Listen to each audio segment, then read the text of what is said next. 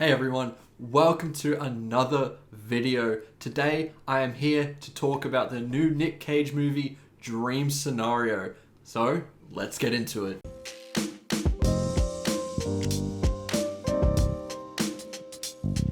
So this is a new A24 film, as I mentioned, starring Nicolas Cage. And this is about a man named Paul who is a very forgettable figure. No one really talks about him, invites him to parties or anything like that. He's considered to be a little bit of a loser, but then everyone starts dreaming about him, and then kind of a little bit of chaos ensues and kind of drastic changes in this man's life happen. And we see a full progression of that, and we see how this can be both a pretty euphoric and really fun thing to happen to someone, and then yet a very disastrous thing to happen to someone. For such a pretty interesting concept, there are a lot of questions you may have going into this, and with this being an A24 film, you expect this to go into some pretty wacky directions, and from the tone of it all, it did feel a little bit like Beau is Afraid at times, where it's kind of a nightmarish comedy.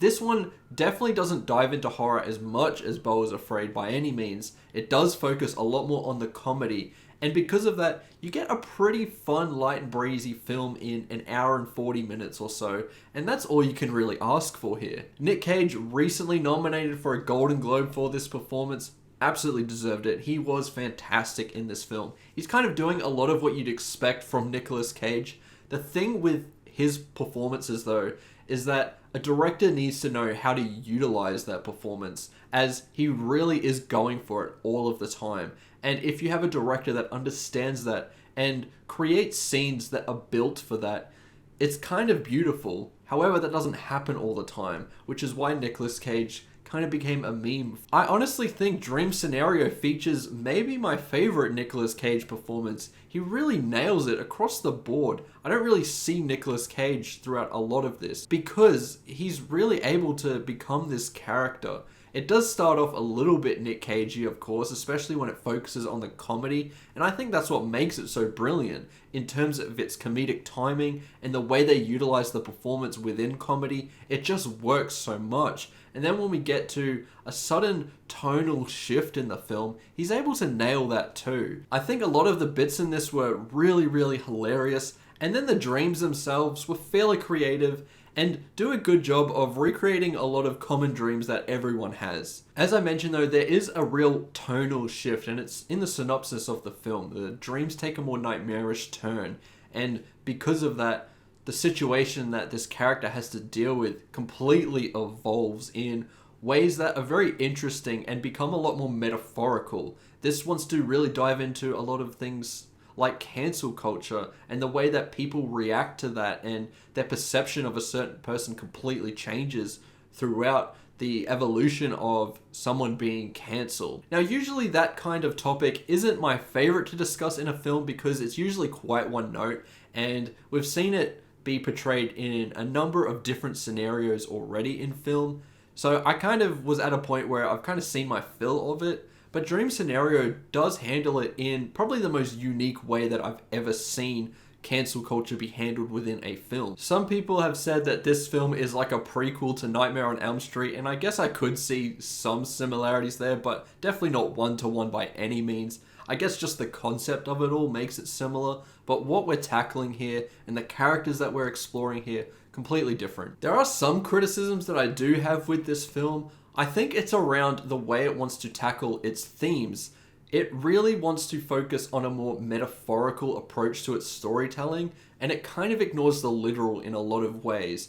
And because of that, there are some questions that you might have as a viewer that don't necessarily get answered, and I guess that can be a little bit frustrating. I kind of wanted a little bit more in terms of just some more clues and answers as to why this is all happening and what's really going on.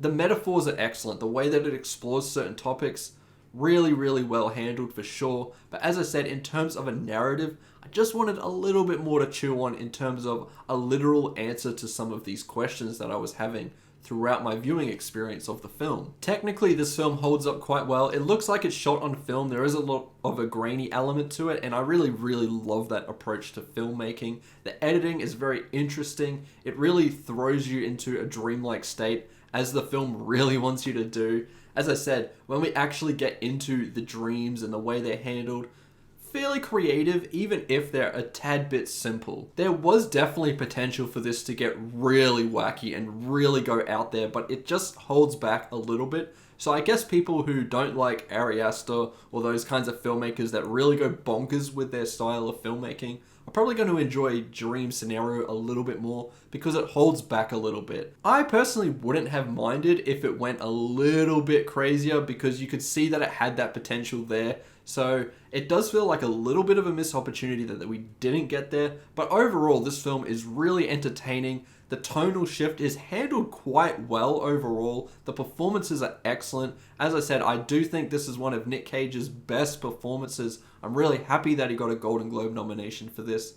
And honestly, this is probably a really underrated film that I think that you should check out. And my entire theater had a great time with this. They were laughing all the way throughout this film because, yes, it is a very well handled comedy overall. I honestly think this film is really, really great, and I do highly recommend you check it out. As a score, I'm going to give Dream Scenario a really strong 4 out of 5. Once again, really great stuff. I honestly cannot wait to check it out again, and because of how light and breezy it all feels, it's gonna be a pretty easy rewatch overall. Before I wrap things up, I just want to quickly mention that I have joined the cesspool that is Twitter. I have made a Twitter account, so please make sure to follow me there if you want to see more content, reviews of films that I probably won't be covering on the channel, and just many other things. Another thing, I have just introduced a poll for the second annual Eddy Awards for a new category that I've introduced, and that is the People's Choice Award. So please,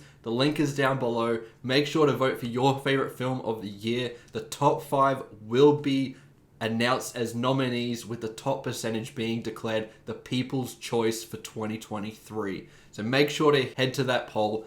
Head to those links down below. And those are my thoughts towards Dream Scenario. Let me know what you think about this movie in the comments below. I really love to hear your thoughts. Remember to like and subscribe, and I'll see you in the next one. Goodbye.